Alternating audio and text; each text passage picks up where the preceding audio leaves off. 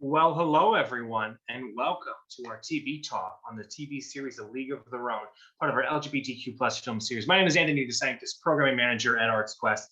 Thank you so much for coming. We have a lot of cool stuff coming up this month. You know, it's October, so we have screenings of the Cornetto Trilogy, Hot Fuzz, Shaun of the Dead, The World's End, screenings of The Lost Boys, a free screening of Blackula, part of our Black Film in the Now series, celebrating its 50th anniversary. And for all that and more, go to steelstacks.org/film. In addition, on October 13th, we have Garrett Brown, the man who invented the Steadicam.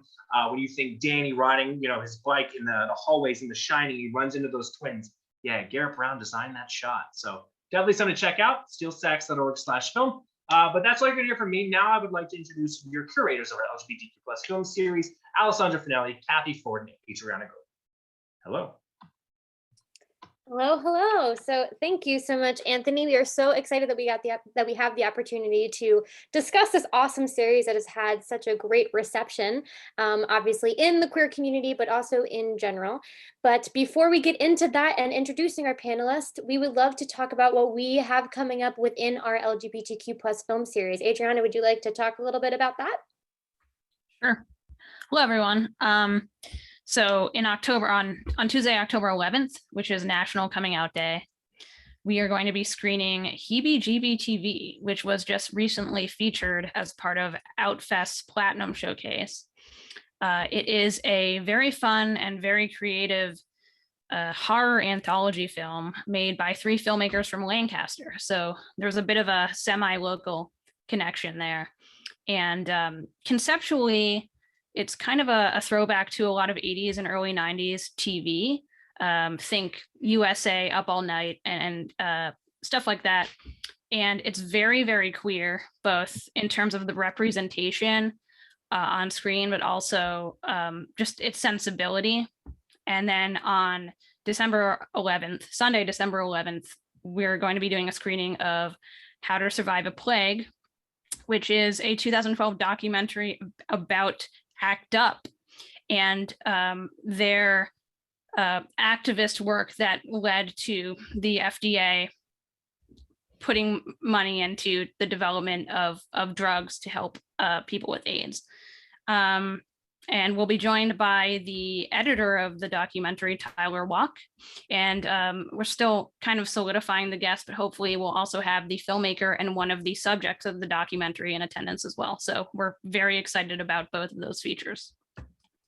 Excellent. If you want more information about this, obviously, there's Frank Banco Alehouse Cinema's the Facebook page. Sometimes this stuff gets featured on a whole bunch of Facebook pages. So definitely try to support as many of the free series that are happening, all of the film in general that Frank Banco puts on. If not, on Facebook, you can visit steelstacks.org/film and find information on a whole bunch of other series and screenings and just regular showtimes of other films that are coming out.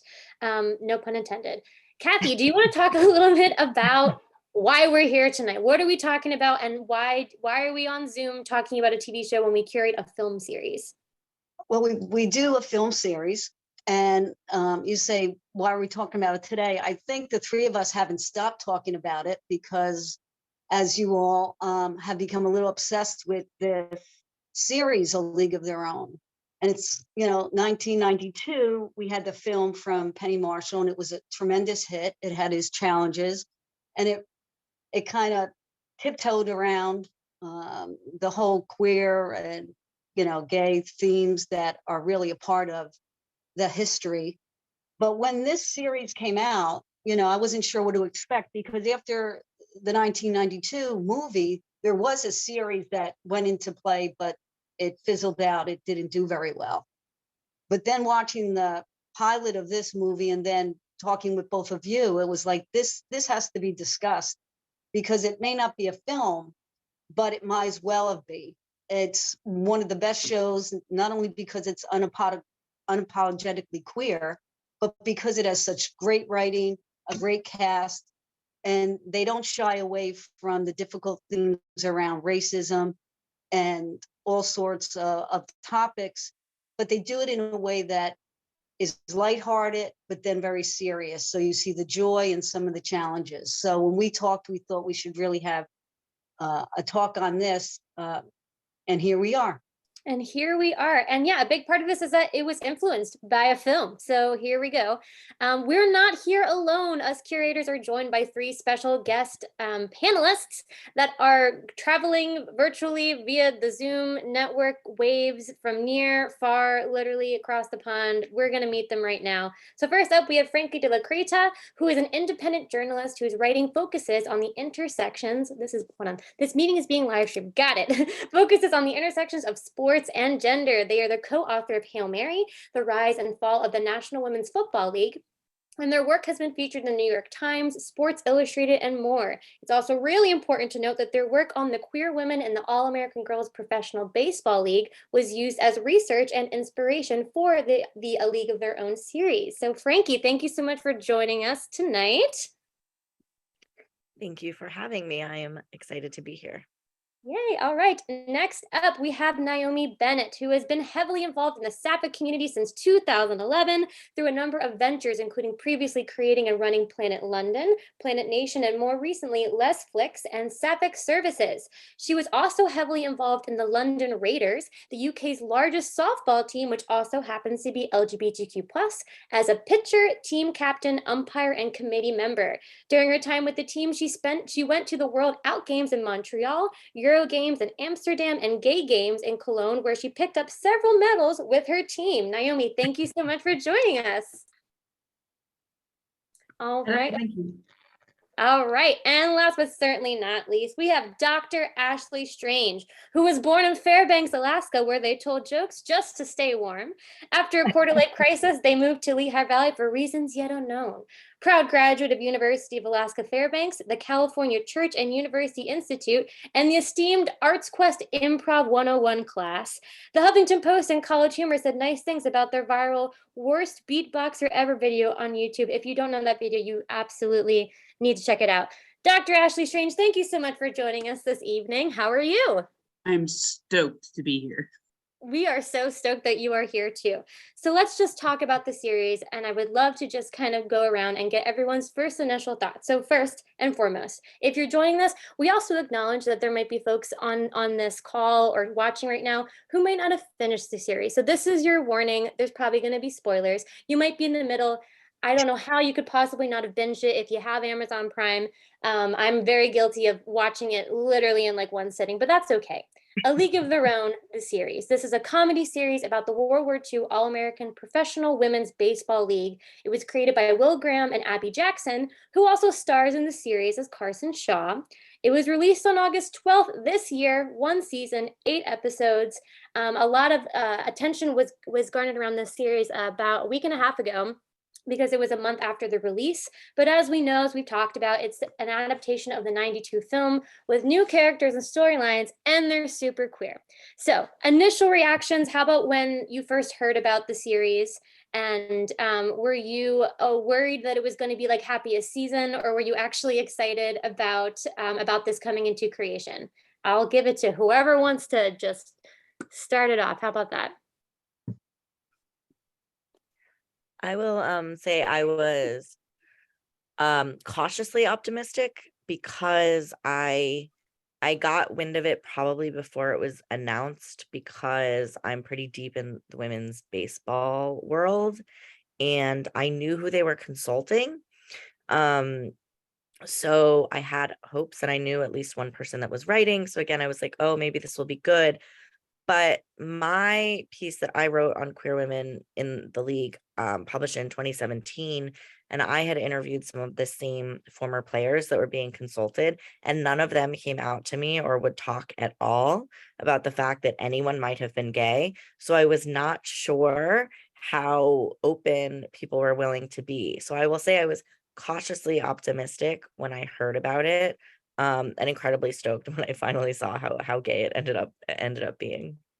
That is so cool. Now you're mentioning some players that you interview. Would you like to name drop anybody who you have gotten to work with? Sure. Maybelle Blair, who came out during the promotion of this film at 95 or 96 years old. She did not come out to me when I talked to her. I was really excited to see that she came out during the promotion, Shirley Barkovich, who passed away before this premiered, but Shirley and Maybelle have little cameos in the stands of the first episode, which I noticed when I watched. And I also talked to Pat Henschel, who is the partner of Terry Donahue. They were the subject of A Secret Love. I spoke to them, Netflix documentary. I spoke to them before that documentary came out. Terry had not passed yet, but was not able to speak to me, but I spoke to Pat. Wow, that's really incredible. Thanks so much for sharing that. Yeah, totally. We definitely have to talk about that documentary as well, because that was an entirely different vibe, that documentary from this series and the 92 film. Dr. Ashley Strange, talk to us about this series, about the idea of this series, the fact that it's queer and it's obviously a lot more honest than the 92 film. I am a frequenter of the TikTok, which is where all the youths are. And that is how I first heard about this, was little like Darcy Corden stans posting about this. And I was pretty excited to watch it. I hadn't actually watched it by the time you reached out to me, but yes, I did binge it. My kid and I sat here over a weekend and just watched the whole thing. And I think that I was very happy to see, as someone who played half a season of baseball in softball in middle school, I don't know if I'm exactly qualified, but I did appreciate how easy everything was to digest. And I appreciate, as someone who only came out last year, I also really appreciated the ability of the script writing to kind of spoon feed the audience into some of the terms that they used back in the day, the way they used the term invert to refer to trans people, and you kind of understood it as it went on, and then they actually kind of had someone give a little more exposition. I really was absolutely thrilled with every single second of this show, and I'm really glad to just talk on end about it. But I'll hand it over to Naomi for first thoughts. Yeah. Thank you. Yeah, I mean, as someone who played softball, which is not like baseball but similar, it really actually took me back to that time, and I think it really showed the two things I love come together. So I actually was sat there with my partner and was like literally kind of going, this is amazing, because you have positive representation, you have really realistic and authentic representation, which I think is something we really don't get a lot of, particularly in Sapphic. We had good, clear budget. I mean, some of the camera work and things, I was like, oh, it's in the mainstream, Amazon Prime. So, I was like hopeful because of who was behind it, but also very realistic about the fact that the majority of mainstream stuff does tend to quite often fall short. And I think I tweeted, this is the queerest thing I've ever seen on Amazon Prime. And I think it was just so refreshing. And I think also to be acknowledged is just how important it is that to show that you can actually take something, do a remake or a reboot or a redevelopment without ruining the original, but also making it better. And that's actually really hard to do. So I think the technical shots on the shooting as well, like the pitching into the camera stuff, I literally was right back and I went out the cupboard, got my softball out and was like, oh my God, that's fantastic. And yeah, I think did a really good job of really just, and even educating about baseball and teams and all that. There's so many layers, and it was just, I think it really shows why series, I think as well, can be good, because I think we often don't realize how we're trying to cram a whole story into 90 minutes or less. So it was lovely to see so much depth. I just want to piggyback off of what Naomi said. This was a good show. It is well produced, well written, and you really don't see that an awful lot. Usually when we see representation, it's in something that's, shot on an iPhone or, shot for a school project. This is the the storyline and everything that happens is really part of what brings you into it. And even people who don't play softball, don't like sports, understand enough of what's happening to be able to really feel connected with the characters. And like Naomi said, you know, it made you want to go out and, you know, pick up your glove again. This is the gay agenda, is to get people outside playing softball. It's just one big agenda to make a giant league. That's so amazing. I appreciate you both sharing your experience with softball, baseball, and all that, because I was not allowed to play softball because, quote, lesbians played softball. And now the tables have turned. But it doesn't matter, except I was recruited and I was told I had a really nice arm. So I don't hold any resentment towards that at all. But yeah, so we're talking a lot about how this was successful. And I can't help but feel like a lot of that has to do with the fact that Abbi Jackson was directly involved in this, being a co-creator, writer. It's kind of weird how Abbi is credited. I thought that was a little interesting, but like now that it's been released, we're getting a lot more behind the scenes footage and all of that. I'm like giving the wrong name. Is that what I'm doing too? That's great. Jacobson. I'm looking at it. I'm like, that didn't look right. Sorry about that. But yeah, so what do we think about that? And even Adriana and Kathy, like when we've done a couple of talks and both on and these live stream Zooms and whatnot about like, hey, this clearly wasn't written by anyone who is queer. This sucks. So how do we feel about the fact that Abbi was directly involved in this process? Is that what impacted this? Do we just feel like people are finally realizing like, hey, this is not good to be just making content just to check off a box? Well, if you look at some of the backstories that both Abbi and I think the other creator is Will Graham, if I'm not mistaken, who's also queer.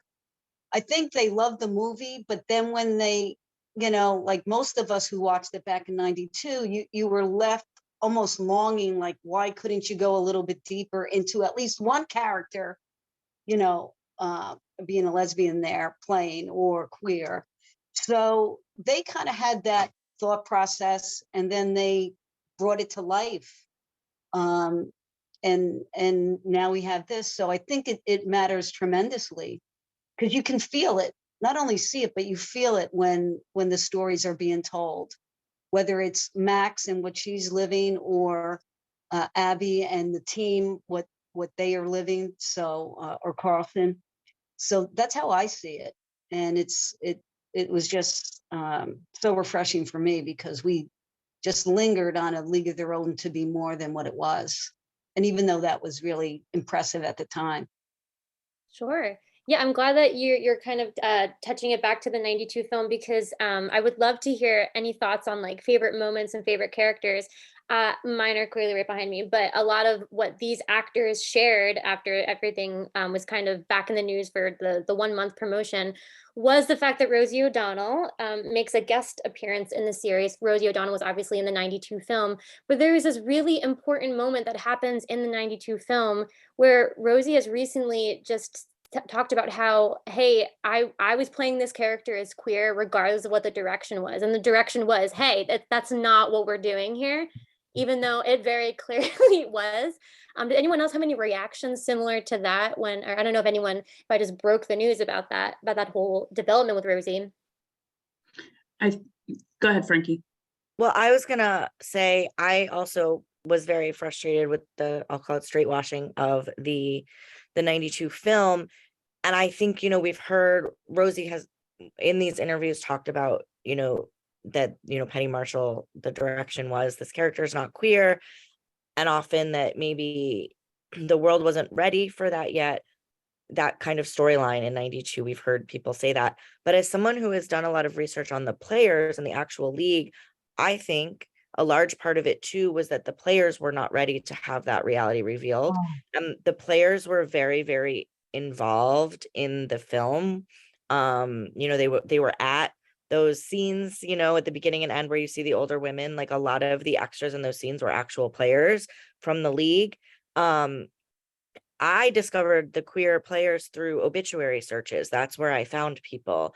Many of the players died never coming out in a very public way, maybe some of them to their friends and family, and maybe some of them never at all. And so the players were incredibly proud of this film. And I think there was a large part that they were not ready for the world to know how queer that league was. And in some ways, it was a way of respecting and protecting the actual athletes. And now we're at a different place where either many of them have passed or the world has changed so much that we're willing to be honest about who they were. And so I think it's really complicated when we talk about that film, because yeah, it was a choice made both kind of the cultural conversation in 92, what it was ready for, but also trying to respect the real life women that these characters were based on. I think it's Yeah, also important. Sorry. Go ahead. I think it's also important to acknowledge that time has changed, but also about anything that's getting made. I think you can see in this film, in this series, that the people creating it had creative control. And I think what I see from obviously creating Netflix, talking to independent creators, the reason we have so many independent creators is because as soon as they go into the mainstream, they get told what to do, they get told what the audience needs.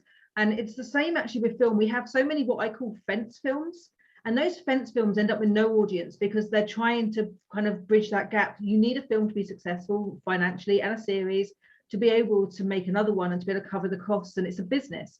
But actually, to do that, you know, there are certain things that change. And unfortunately, I think it's a business model that's broken. And I think what this will hopefully show is that actually you can take something and make it successful, and it can have a place in the mainstream.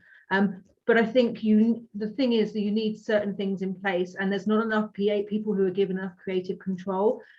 What I would say is there are so many stories, like I think we said earlier, Dr. Ashley said, lots of authenticity, you don't find it in the mainstream. This is like 1% of the sapphic stories getting made this year. Actually, it's the 1% we hear about, which is the frustrating thing. And I just think it's really important that we acknowledge that. But I think the challenge you have is in 1992, it would not have got made if it was queer. So there's lots of different layers, and one of them definitely, as well as the people and respecting the time, is also the business model. And you know, so many sapphic films fail because they're sapphic, and therefore they don't go mainstream, they don't get good distribution, they don't get marketing. This series is successful because of the community's marketing. Let's be honest, if you look at the majority of the marketing, it's done by the creators and by the community. If you look at Netflix's model, they don't market either. They know it's the fans that market these things these days. And actually, I think when we're not out, we can't promote things. And so there's lots of different challenges around niche content, and particularly around the world we live in. And although things have moved on, they're actually also moving backwards at the moment. So I think it's quite refreshing to see that this is in the mainstream, and it's because it's important for mainstream people to see what it's really like for people who are oppressed, for them to really realize the impact of what happens in the world around us. And that's what I think is really important about why this one in particular has been so successful, because it shows the past, but also some of these things are still happening today. Absolutely. Thank you so much for sharing all of that. Frankie, I love how you use the word straightwashed, because I also feel like the film is whitewashed. And I'm talking about like, oh, this film would not have gotten made. This series doesn't just touch on queer characters, and by queer I'm using that as an umbrella term, but we're talking about characters who might identify as gay, bisexual, trans. We have Black characters, we have Latin characters, those are, but you know, these stories are so, in my opinion, and please, like, if anyone else has any opinion on that, they're so fleshed out and developed. It's not just like, oh, here's a token character. It's like, no, this was actually happening at this time as well. And there were additional challenges that these individuals were facing. One, just with their gender identity and expression and trying to play this sport, but then the other one being the color of their skin. And Roberta Colindrez, who is my favorite, spoiler, was talking about this and how, you know, like, I think they personally identify as like a more white passing Latin person, but saying a lot of these women who were in the Mexican barrio leagues, you know, they didn't make it to this big league unless they were white passing, unless they could change their name or they could essentially, yeah, pass and being white. There's language barriers, there's cultural barriers. It's insane. And I think it's really great that these characters have an actual like place. And I can talk a little bit more about Roberta especially, but this is a quick fun fact. Before this, there wasn't a lot of conversation around dubbing.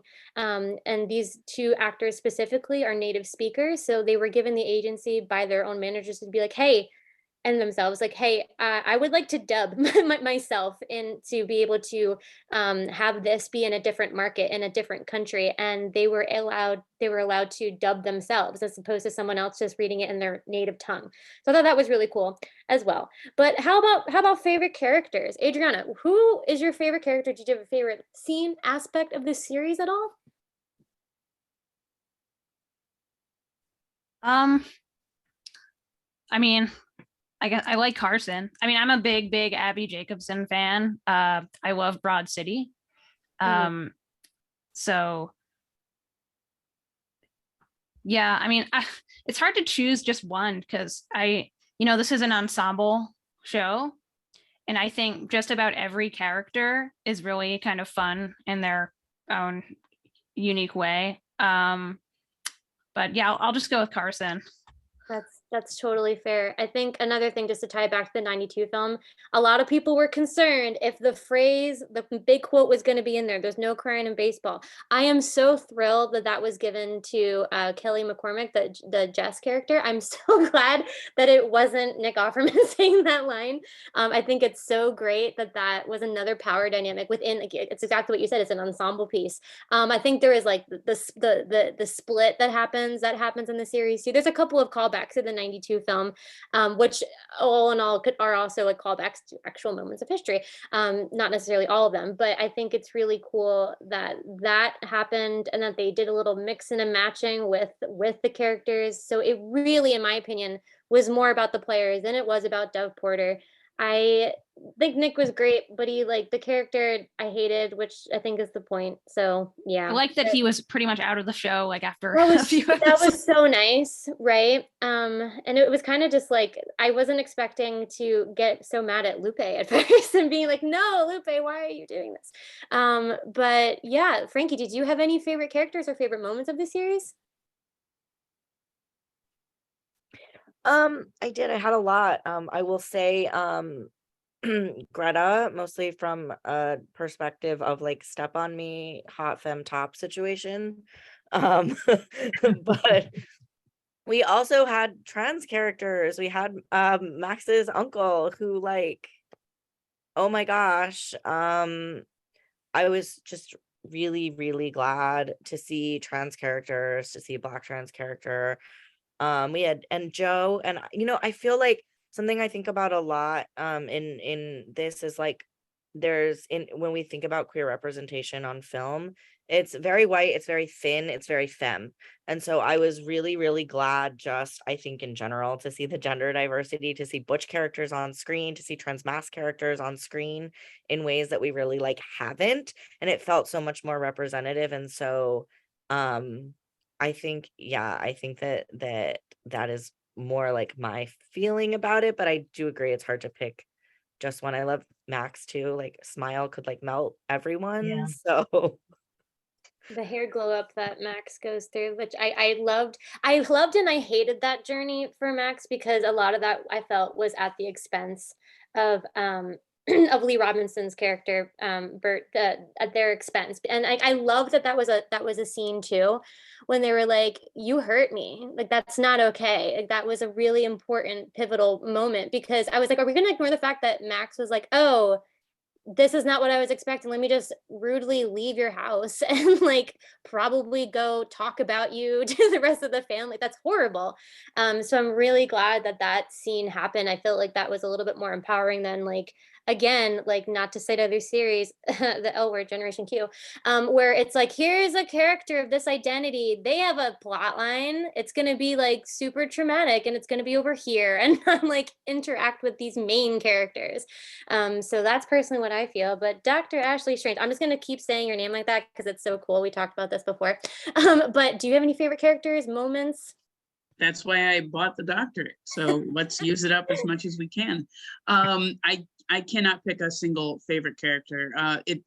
If I had to rank them, Max would probably be at the top. I just want to say, I think it was really brave of Scarlett Johansson to play Uncle Bert, and really step into a role like that. But we do often see a lot of people who are not queer playing queer characters, and there's the dichotomy of, oh, they're actors, so they're acting.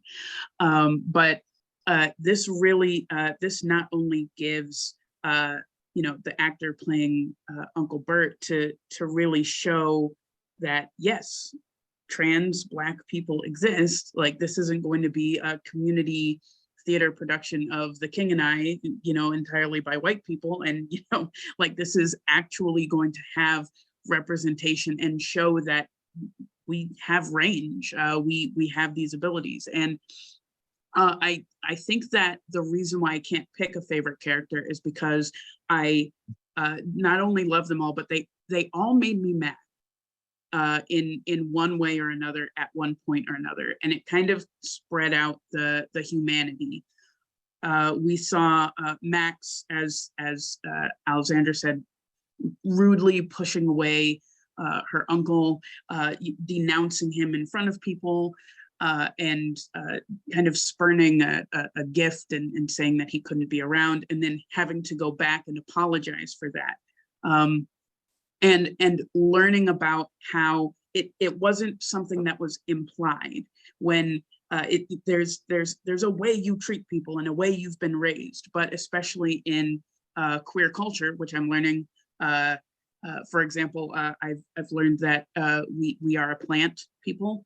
We keep a lot of plants, and so that's something that I've gotten into. But there's also the ways of treating people, ways of asking for permission, asking for consent, even just in interactions. And the way that Max interacted with her uncle and how it was explicitly said, this is not okay behavior, I think is really, really important, especially for a lot of young folks that are going to be watching this. And also that Abbi Jacobson's character was not some white savior character that kind of swooped out of nowhere to say, you can join the Peaches. Like, she was saying the wrong thing sometimes and would have to be knocked down a peg, or she would say the wrong things to Greta, and Greta would spurn her and turn away. And a lot of spoilers, it's very on again, off again.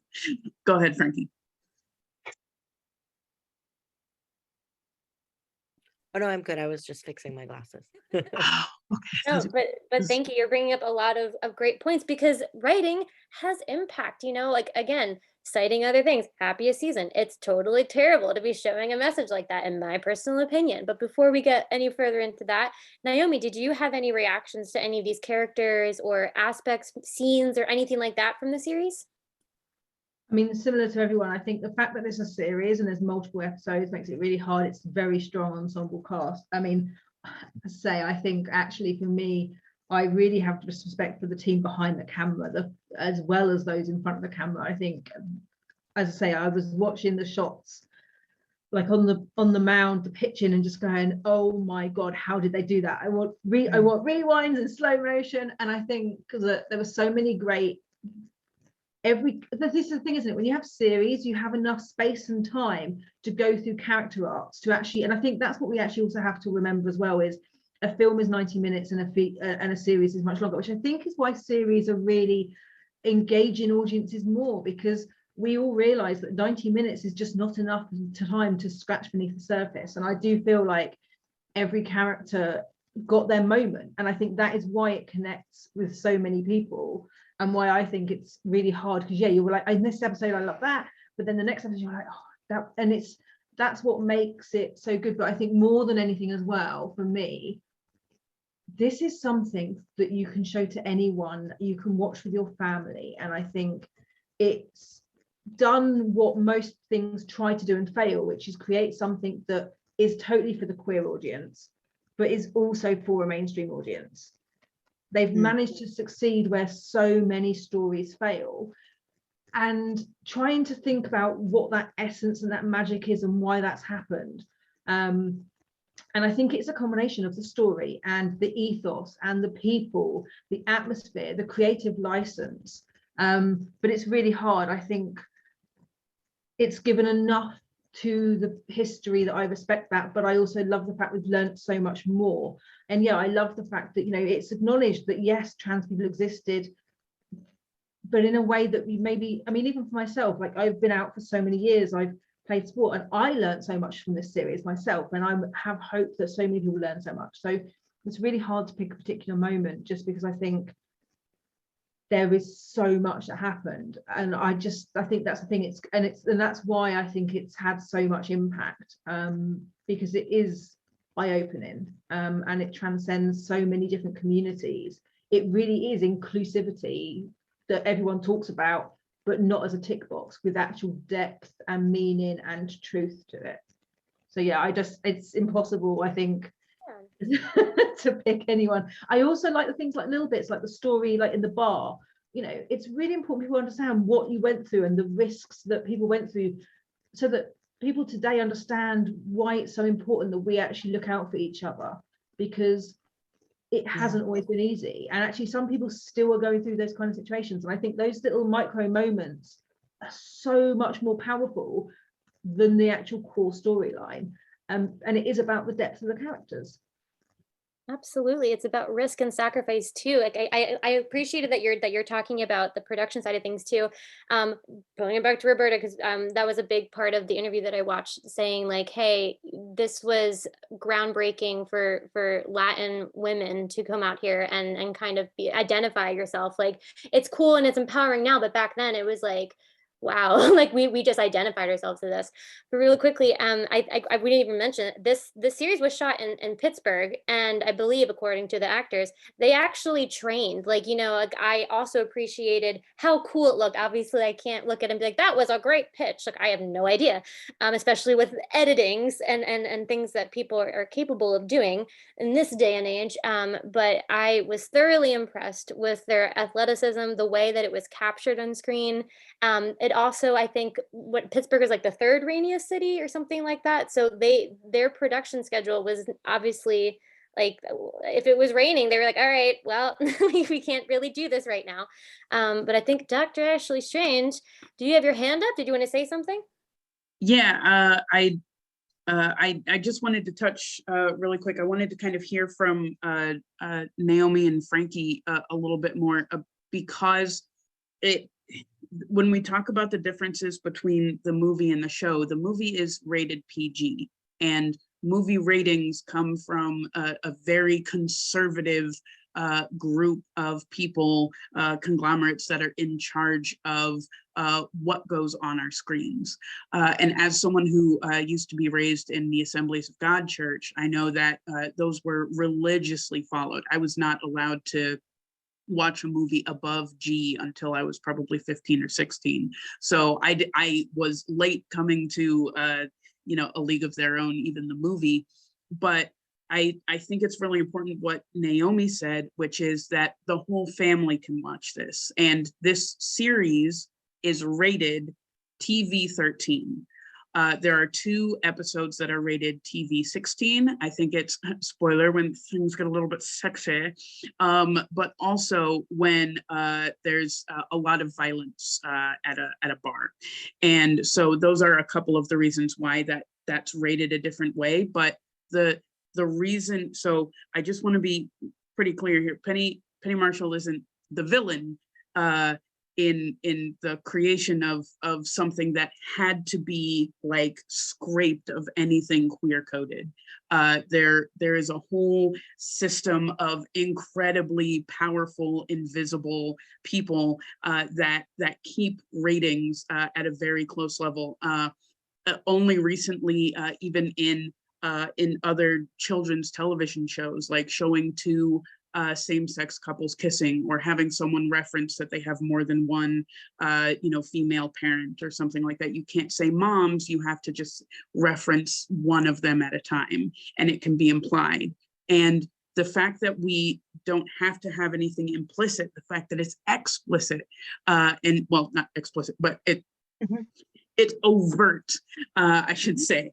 The fact that it's overt has really changed things. And I think Naomi brought up also that this is the way things are in a lot of places here. In the state of Pennsylvania, you can be evicted, you can lose your job or you can be refused services for being gay.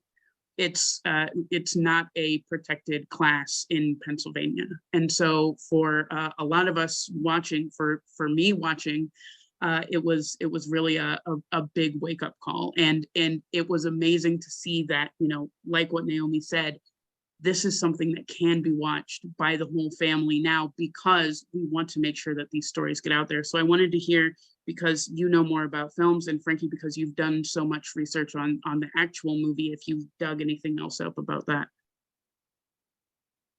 I mean, I can certainly say, so I'm 40. I grew up in the UK under something called Section 28, where you could not talk about LGBT people in schools. And I am very, very aware that the majority of queer women I talk to say that they realized that they were gay when they saw something on screen. We really must not underestimate the power of what we see on screen. And I didn't see anything for ages, and I had no idea what LGBT was, because yeah, I lived under this. And I think, you know, we have to be really aware of what things like the Florida Don't Say Gay bill does. It has a huge impact. Saying that as well, that's why as well positive representation and authentic representation is really important. We've just had to create a chick flick section on Lesflix because we had a father reach out saying he wanted his daughter to have access to Lesflix because it's got authentic stories. And I was like, we can make it happen. I was like, okay, let's create a new section and we'll put in things that are under 16 safe, because I was like, I can't believe a father is actually doing that for his daughter. That's how the world's moving on. But yeah, I think you're right that even now I hear from content creators who are going into writers' rooms and going in and submitting, and they're being told, oh, we already have one lesbian on that network, we don't need another one. And we often find that it is one of us. If it's in a mainstream story, we can't have friends. There can't be more than one queer person. And so I think there's all these different things that happen. The people in the room who are making decisions, and that's why I mentioned particularly about the content creators and the creativity, because quite often you're right. You know, it is these executives who are making these decisions, and they're saying, oh, you know, it's got to hit this requirement, that requirement. In the UK, if I look for even documentaries which have nothing bad in it, anything lesbian on mainstream TV in the UK is always shown after 10 p.m. at night, normally around midnight. We are completely so sexualized, and we are under so much misogyny that even completely safe content cannot be shown at a reasonable hour. What does that do to the mindset of women coming through? And it's those kind of things. So I think although we have moved on, how far have we moved on if we're still living under this sexualization? So I think it's really important to understand that there's lots of definitely power balances happening. And what we're starting to see that I think is really exciting is certain creators, and I think particularly right now as well, there's certain creators that like who are creating content, things like Shamim Sharif, who did I Can't Think Straight. They're finally actually breaking into the industry much more. They've proven themselves, and they're actually starting to be given a bit more creative freedom, and that's really exciting. But even they, as soon as they hit the mainstream, they start to have to make decisions, and they're having to start to adapt what they're doing. And I think, unfortunately, the entire media industry is still very much mainstream overall, and we do have to go to independent content and seek out other ways to support the really authentic stuff, because what I would say is this is always going to be the 1% and an outlier. We are so far from this being every single day in the mainstream, but it's a significant moment, and we will continue to have them. But I think they will be moments, and we have to back that up with creating the support around the community, because I say it's 1%. I think in last year there was over 60 sapphic feature films, but most women can't name 3 of them. So we have to be really aware of kind of the mainstream people are always going to have a criteria or a quota on niche content, because the majority is not the niche people. And so we do have to be mindful of, that's why so many tailored services exist, because we all know if you want something, you go and look for where it's offered 100% to you. And I think it's really being mindful of that, but actually the mainstream's great for the majority of stuff. When you want specific things, it's the same as with all things, we go looking specifically for what we're looking for. Yeah. That's awesome. Thank you so much for sharing that. You bring up an excellent point about sexualization. Now, obviously, we mentioned some of the hot and steamy scenes, which probably contributed to those ratings along with the violence. I was under the impression, I had the opinion that a lot of these scenes that we saw that, you know, people were like, oh, I want to see these scenes. Like, what are they going to do with it? Like, you know, I felt they were a lot more intimate than I was anticipating, which felt a little bit more authentic. But in addition to that, and this is tying into a question that we have from Reverend Gowdy. Thanks so much for the question. Well, first, shout out to the character Clance. Reverend Gowdy's favorite character is Clance. But the costuming. So the costuming in the 92 film, obviously we have a whole lineup of actors who are conventionally attractive. We were talking about that before, which kind of makes Rosie O'Donnell kind of stand out. And that was the whole dynamic and issue that we had with those scenes, where it was like, oh, I'm not queer, but I'm totally queer, and my masculinity here might not be accepted, and all this other stuff that obviously is very different in this series. But how do we feel about the costumes from either a historical context or the fact that, you know, they just look different from the 92 film?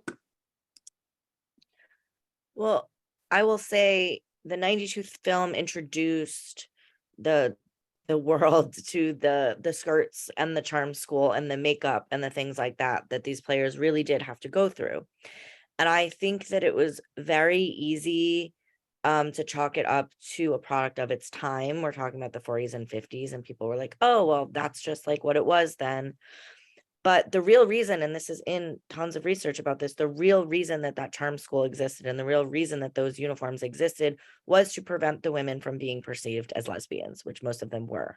It was a very clear effort to feminize these women who may have been gender nonconforming or present in more masculine ways, because as we know, like in women's sports generally, there's both women who are seen as masculine or like masculinized, are threatening to the status quo because they are stepping out of the role of wife and mother and like reproductive person that we expect women to fill. But also the flip side of that is that women athletes are only going to be successful if they can appeal to the male gaze, because sexism, they're not going to be very good at sports. So if they're hot to straight cis men, maybe then people will want to come see them.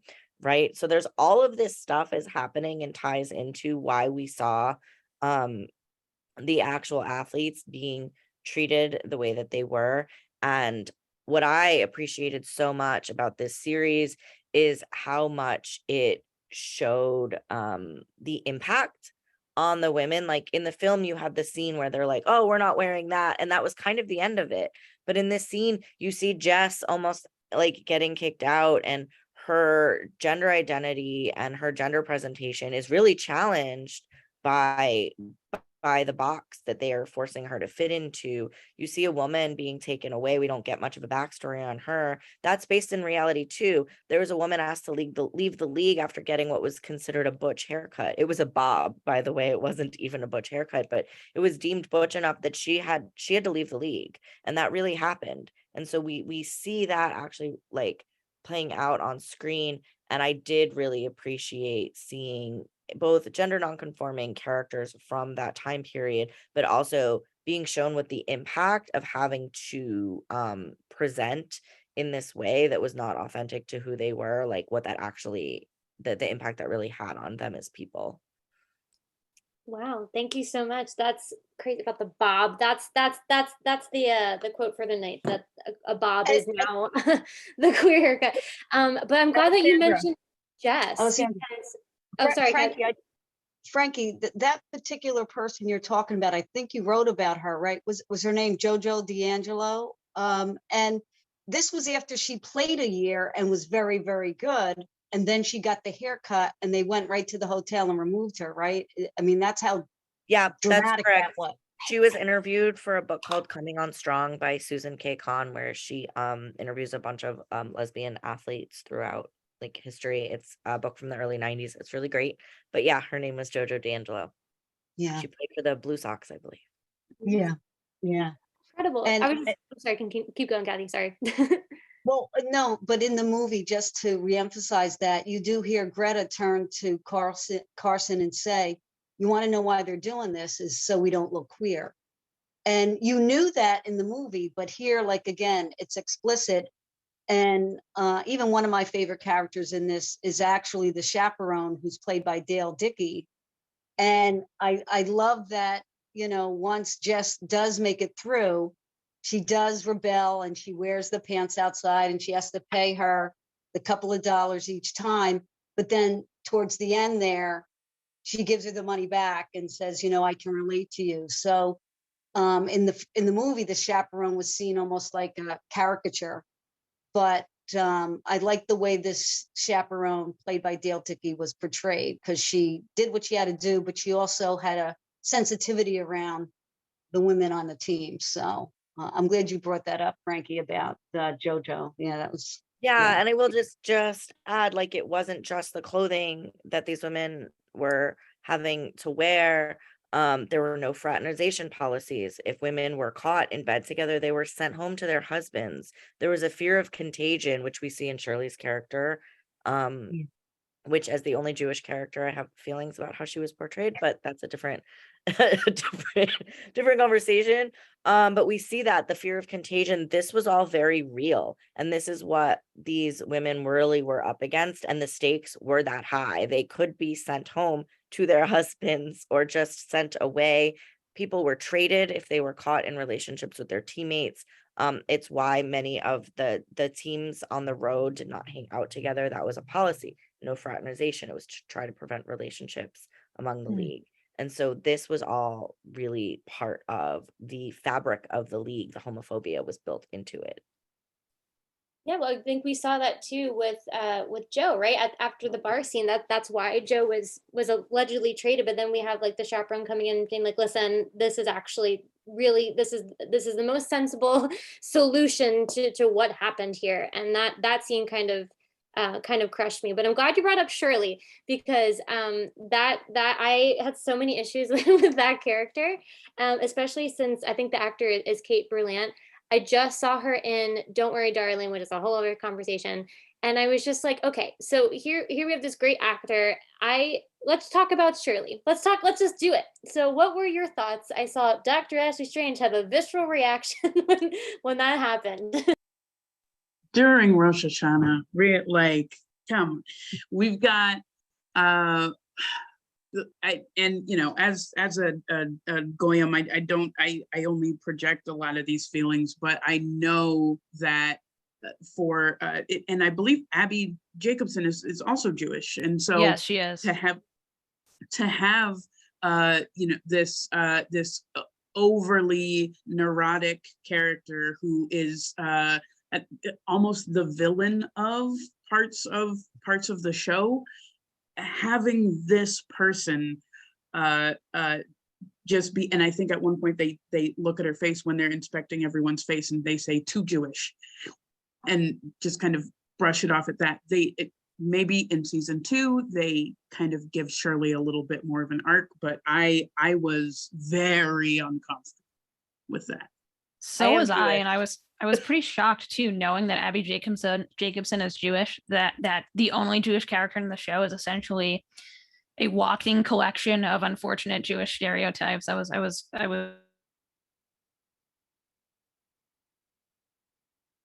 Oh, Shirley. And I mean, and it was hard because I could appreciate other aspects of the character. Like that was the caricature for me. And I was like, great, let's make it a straight person for once. Just have all the neuroses, have all those weird, what was it, the baptism and the cans. I was like, that's great. Love that. And then I was secretly hoping, I was like, I think it was the kiss scene, right? And she kisses Carson and was like, oh, I didn't catch it. I was kind of like, what? I was kind of hoping that she was going to be like, wait, hold on, something was just activated in me right now. I don't think I caught anything, but maybe this is a me issue, not like an anyone else issue. But yeah, absolutely. Kathy, you were and Frankie, you were both you were citing real life people once again. And I know that in collecting some of the things that we wanted to talk about, I know Kathy, you identified someone who's actually from Scranton. Did you want to talk about her at all? Yeah, sure. This was a couple years ago, I guess in 2020, we did a movie talk on A League of Their Own and A Secret Love. And I just became curious about, was there anyone from, Northeast Pennsylvania who went and played in this league? And I, did a little research, and there so happens to be, her name is Jeannie Morwell. She is from Scranton, Pennsylvania. And she learned about the league through local papers. Allentown, right here in our backyard, Allentown was having the tryouts. There were 200 women who showed up, and she made the team. She played for the Rockford Peaches. And she went on to play several years. She was a pitcher. She also played outfield. And I forget what year it was, but several years back, she was then entered into the Pennsylvania Sports Hall of Fame. And again, like Frankie mentioned about obituaries, in reading her obituary, it mentioned some relatives, but she was never married. There was no real story about relationships, but I thought that was really cool to see. And they do have her baseball card. You can see that online. And it was very cool to see this person represent our area in the league back in the 40s. So. Very cool. Well, thanks so much for giving that. If anyone else in the audience wants to submit a question to, I think it's AQ, that's what you want to send it to, by all means, please do that. But I'm curious, from any of our panelists, curators included, season 2, allegedly no one knows what's happening. Clearly something's got to give because of the reaction and the ratings. And I think at one point it was, I think it might still be top for Amazon Prime, which is amazing because streaming, as we've seen over the last couple of years, it gives this global impact on things. But I think it was at least #1 for 3 consecutive weeks, and that was at the time one. Yeah. Predictions for season 2 that obviously has to happen now, or desires. Do we want to see? I know we want a redemption for Shirley, but anything else that we want to see, and as the series hopefully progresses? I think, Alexandra. Oh, go ahead. Go ahead. I think what I'd like to say to everyone is definitely in the media industry, obviously running a streaming platform, Netflix, I'm always looking at what's happening in the trends. And I think one thing we really need to be talking about is nothing is guaranteed. And also it's not just about the ratings are all quite hidden, but it's not just about how many how popular it looks. So we have to be making sure we watch it all the way through. We have to make sure we leave positive comments. We have to be aware that because of the misogyny and because of the homophobia, that there will be a lot of fake negative reviews that we are having to counter. It's also it's really about making sure that we watch it legally on the channel that it is actually officially on as well. I was very frustrated to have to go into a kind of a lesbian group and they were like, oh, we're going to watch this one, legally support it. I was like, can you also legally support all the independent films that you keep pirating? Because it's the same thing for them. And I was like, we need to stop having this. I think we sometimes counter ourselves. So I think really actually keeping an eye on what Amazon is doing and what they're accepting, because I think we've seen very recently how many shows, like at the moment on Netflix as well, like First Kill got cancelled and Heartstopper didn't.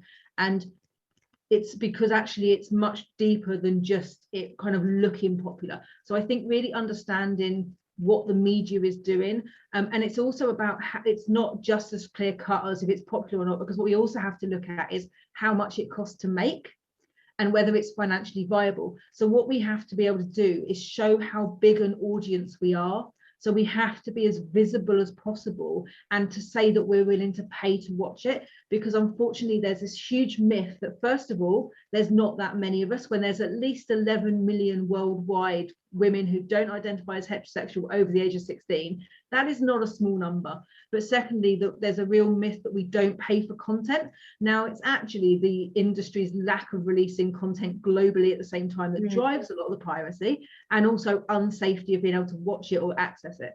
But I think if you know that, it can help you to understand what the barriers can be to actually getting second seasons or even getting things made. And I think also understanding the power of our voice and our words. If we love something, we should talk about it. if we don't like something, it's actually sometimes better to say nothing at all, because a lot of times funding comes attached to people. And one thing I think the LGBTQ community can do a lot is attack a person that's attached to a show or a film, and then often that person gets removed and the entire thing can't get made because all of the investment was attached to that person. And I think it's really important to understand the impact we as an audience can have on whether content actually gets made. So highlight the positives, talk about the good, share it publicly, watch it legally all the way through, and leave a positive review. Things we can all do to actually, because it actually is really complicated. And I think particularly at the moment, there's so much happening in the industry around what they're funding, what they're making, and all the different channels and things are changing. So I think it's really important to kind of realize that actually as an audience, we can do a lot, but it's really actually remembering that it's a business. And so it really comes down to kind of those core things. Absolutely. Thank you so much for sharing all of that. And that's why we're having this talk tonight. So one, you have a whole to-do list. So everyone, I hope you were taking notes. Please do all of those things immediately 4 times over. But also that's why we're talking about this. It's as our goals of, as a part of this film series, to be able to start these conversations, not just to create a space for everyone who may or may not identify within the community to feel represented and to share their thoughts on this, but to also amplify these voices who are creating them. We do have a question. I know we were kind of talking about season 2, so hold that question. But this is a great segue from Jennifer in the chat. I'm curious, can anyone speak to the heteronormative people in their lives that have watched this show and what their reactions have been to it? I will go first and say the people I know who watched it have been queer. So I don't think I can answer that appropriately. Yeah, I don't know any straight people who have watched the show. Ooh. There are a lot of straight people who started watching the show and they're not straight anymore. I don't know any straight people, period. So yeah, I was going to say, I surround myself by queer people as well. However, what I have seen on social media, a lot of people have been talking about the fact, and I know that Abbi Jacobson and the group and everyone as well have been sharing a lot of those stories. A lot of people have been getting family to watch it, and it has actually been transformative in opening conversations, having discussions, and understanding some of the challenges that people go through from all these different areas of religion, race, and sexual orientation. So again, myself, definitely sound myself with queer people, but I think on social media, we're seeing a lot of the transformation this series has been having with straight people, which is fantastic. And I say not just straight, but also I think, you know, understanding all these different microaggressions that happen in our communities that just do impact us. The fact that all these things in different segments of community have a micro thing can have a massive ripple effect to so many people. And I think it's quite inspiring, the impact that we've been hearing about. Sure, and I also think you're talking about this transformation among people who might identify as straight or whatever we want to call those folks. But I remember like I never subscribe or like these pages on Facebook, so I don't know why they pop out in my feed. I would love for it to be just all this queer stuff, but sometimes a suggested page will come up and it'll be something related to baseball or some fan page related to an actor from the '92 film, and it'll say, look at this new series, and there's a whole bunch of trolls in the comments saying, way to ruin the movie, and everyone's like, you missed the point of everything.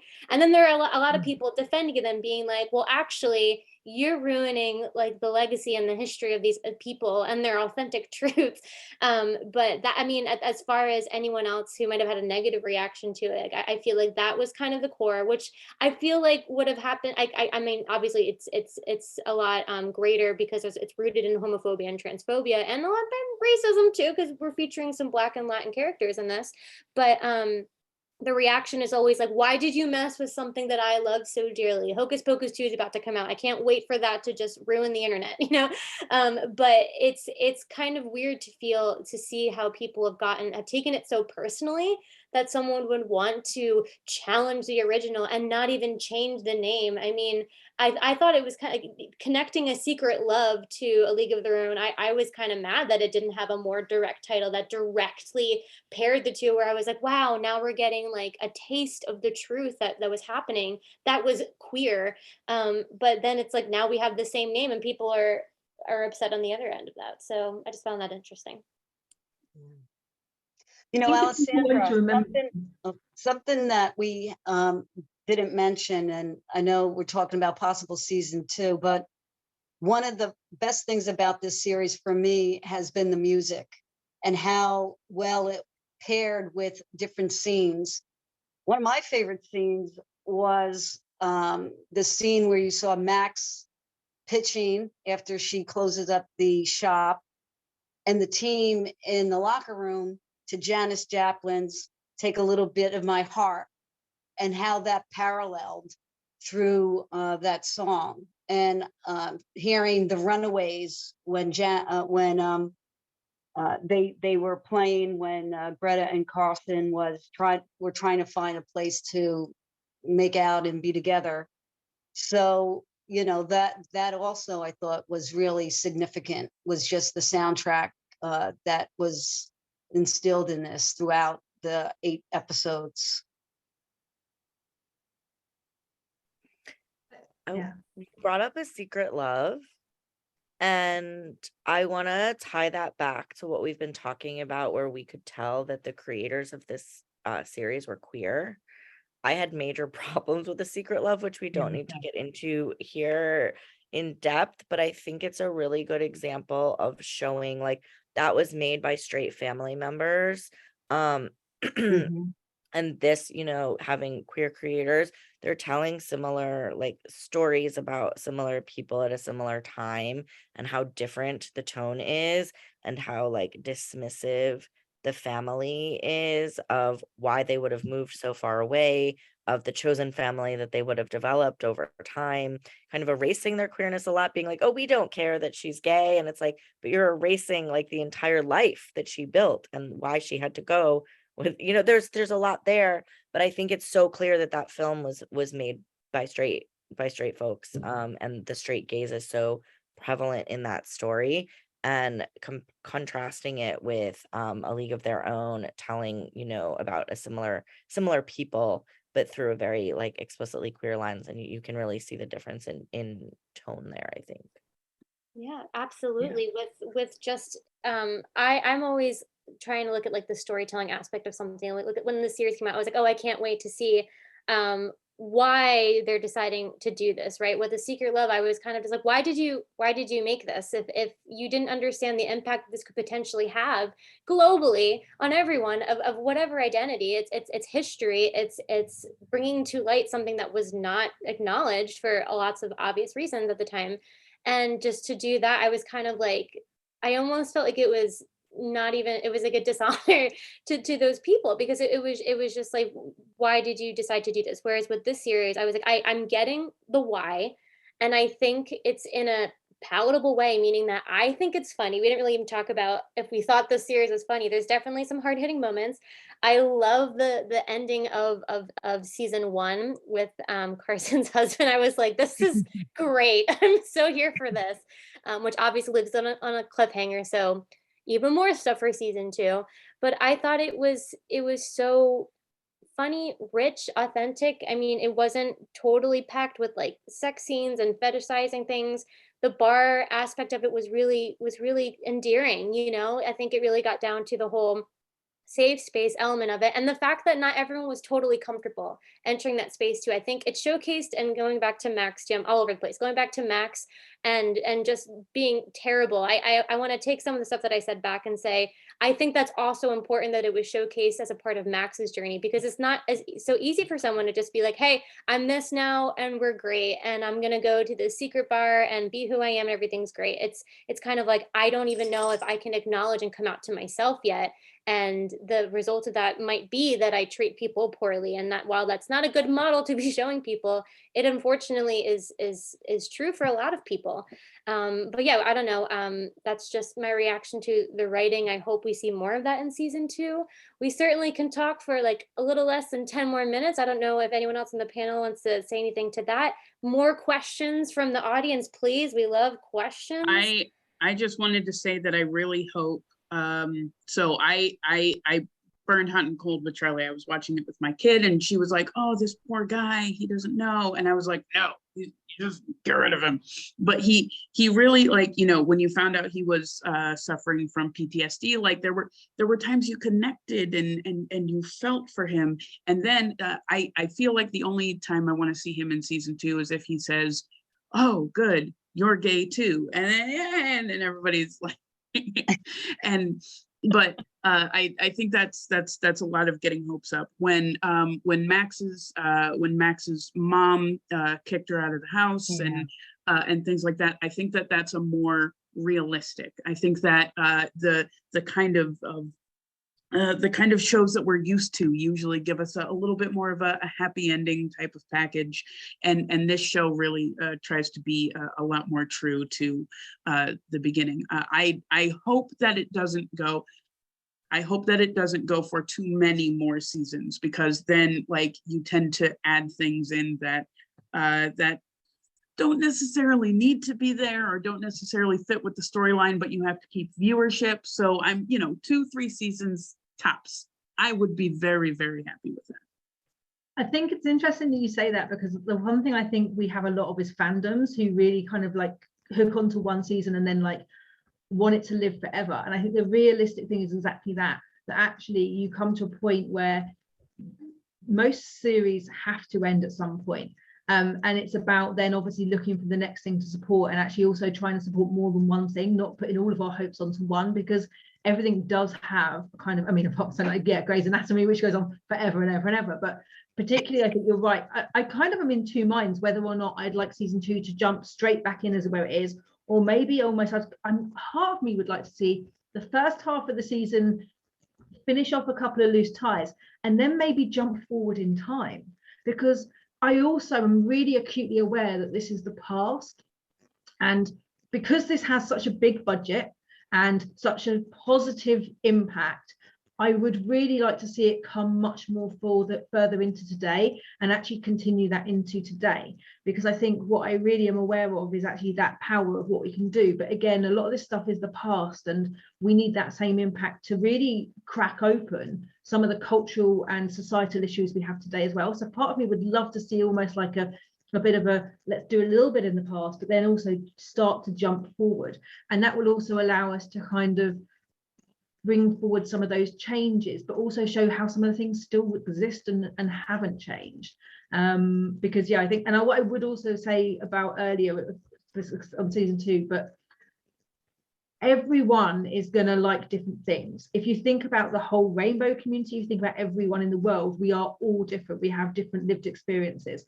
So we're never going to please everyone. And I think that's one thing sometimes people forget, is that everyone expects everyone to want the same thing. And what I would say is find your tribe of people that love what you like and focus your energy on that positivity. When you find those haters, quite often they're actually purposefully posting to pull you into that negative space. And actually, when you respond to them and when you engage with them, what we're actually just doing is giving them more oxygen and more energy and more visibility.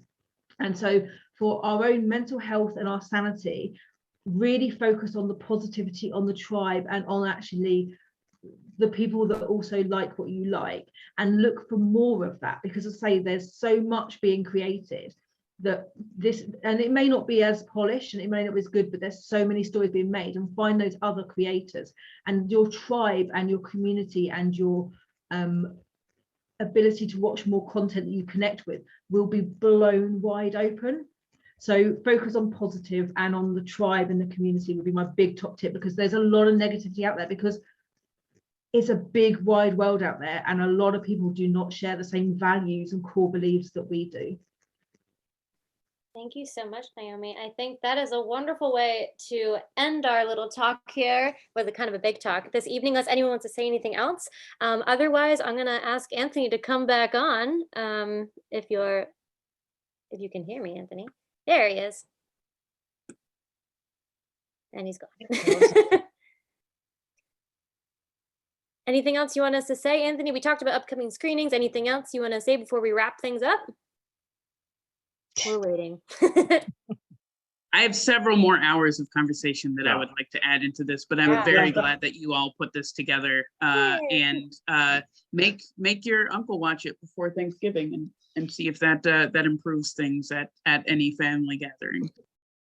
Yeah, sorry about that. I'm running two computers, so I forgot I have to unmute myself on the other. I did not give myself that ability. I'm like I gave the rest of you. I did not plan this ahead. I'm not very good. But anyway, so yeah, thank you guys for this. This was recorded. We will post this online. It is also currently right now on our Facebook Frank Banco Alehouse Cinemas page if you would like to rewatch this. So in addition to this, we have some cool stuff coming up as well. I did not mention at the beginning. On Saturday, October 8th, we part of our First Saturday Horror Series Extended.